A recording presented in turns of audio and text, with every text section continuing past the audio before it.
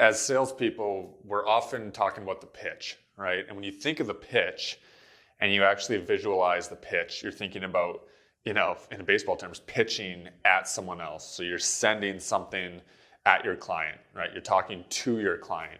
You're presenting to your client. And I think when we look at that, it creates a kind of attention-filled situation, right? Anytime that you speak to someone instead of speaking with someone, there's an expectation there. So when I pitch to a client, I'm expecting them to buy. When I pitch to a client, I'm expecting them to have a reaction to my ideas. And what I love to do from a visual standpoint is thinking about, speaking with a client, presenting with a client, pitching with a client, not to a client. And the visual that I use there is sitting on the same side of the table. So a lot of times when we think about a sales pitch, you're sitting across a desk from somebody else. You're sitting across a table from somebody else. And again, you're pitching to them. And when I change that visual as a salesperson to sitting on the same side of the table, now all of a sudden you're creating with that client.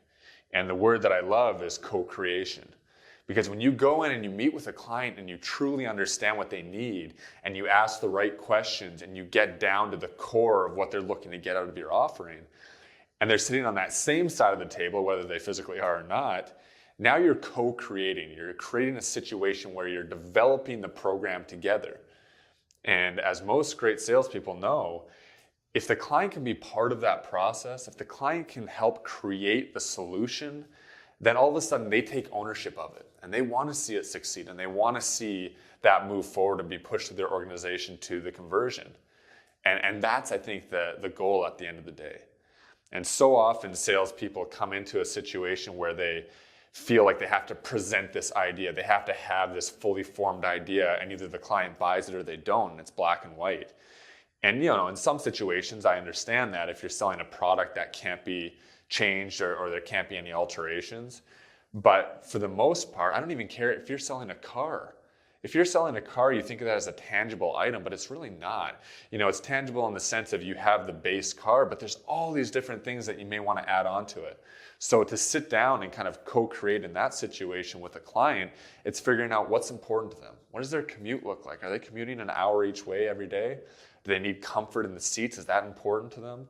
Are they power everything? Is that important to them? Or are they looking just to get a car that brings them to point A to point B? Or maybe it's something where they have a family and they need a little bit more room or they need a custom configuration.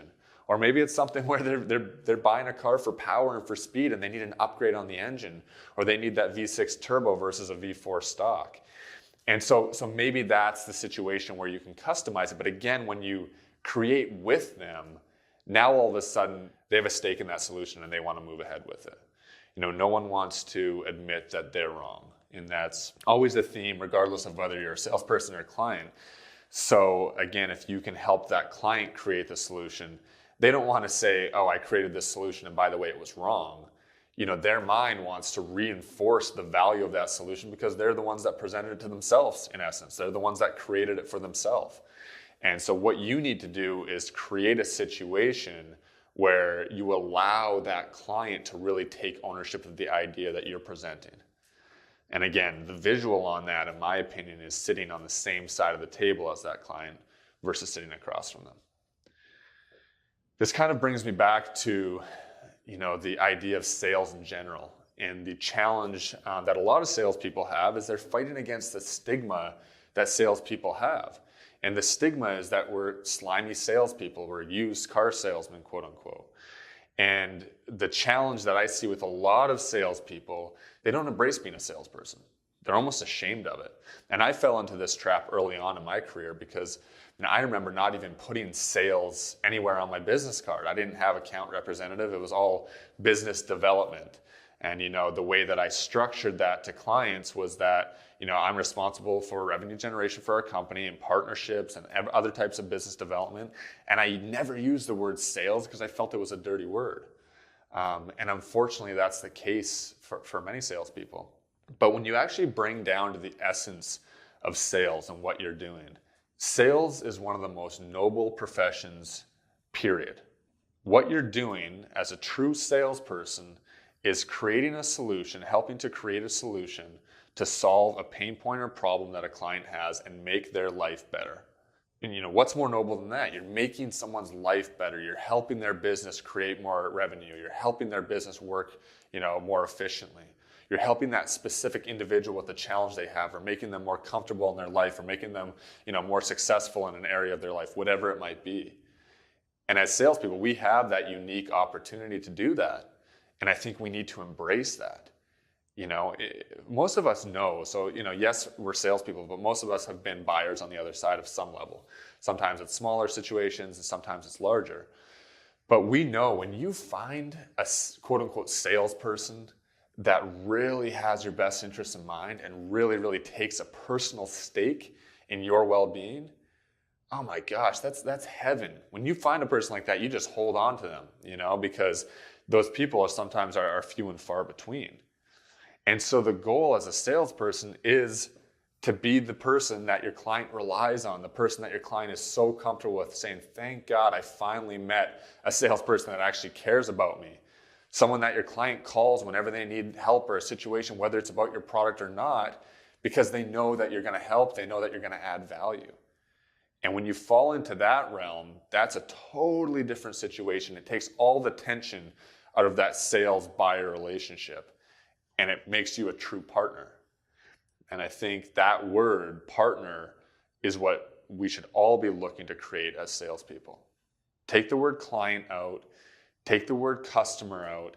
If you're in any long-term sales situation where you have repeat business from a client, customer, that's what you're calling them right now, think of it as a partnership. How do we create a win-win partnership where I can add so much value to you that what I'm requesting in compensation pales in comparison to that value? Because when you add more in value than you request in compensation, you win. It happens every single time without fail. That's guaranteed. And when you look at the most successful salespeople, and then in a broader sense, when you look at the most successful companies, the companies that are the most successful are the ones that add more value than they request in compensation. It's a very simple formula.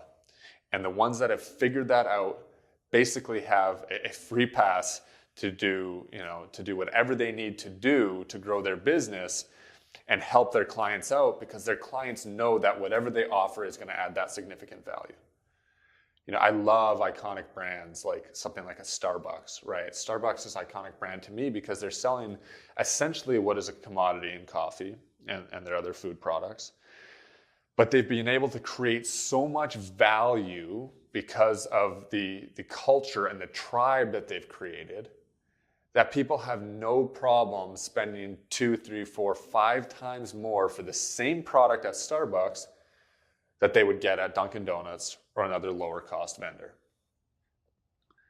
And again, they've created that situation and they've created the freedom now to charge premium prices and to come out with new products that may push the envelope or may not have been accepted in the past.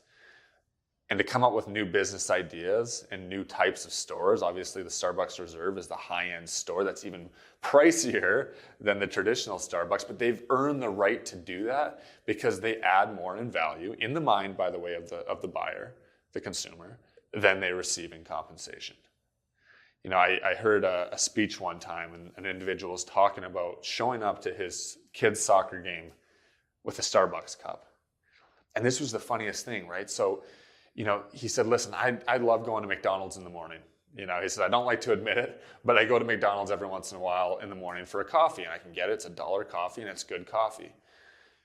But in his mind, he said, but I don't really like showing up to my kid's soccer game holding a McDonald's cup of coffee. And he said, but what I do love showing up with is a Starbucks cup. And he said, it's just the weirdest thing in my mind. I feel so much different carrying a Starbucks cup than I do with a McDonald's cup. It's the same exact coffee, essentially.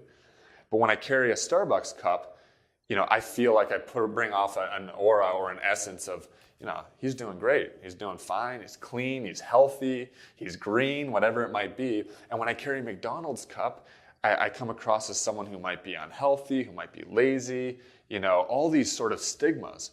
And again, when I look at the brand overall, Starbucks has earned the right to make him feel that way and feel good about holding that Starbucks cup McDonald's hasn't done so. And again, different companies, completely different demographics they're looking to hit.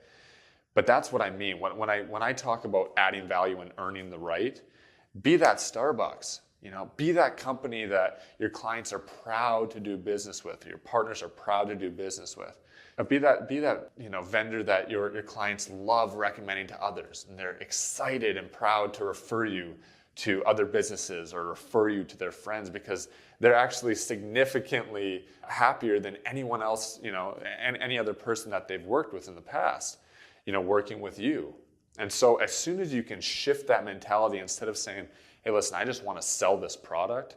And as soon as you shift that and say, I want to be, the individual, the salesperson that this client loves to do business with, that this client is proud to do business with, just like that Starbucks cup, that they're proud to hold that Starbucks cup. They're proud to say they do business with me, with my company. Now you've totally shifted the paradigm. It's a win-win situation. You're adding value to each other in different ways, of course. And that's how you win long term.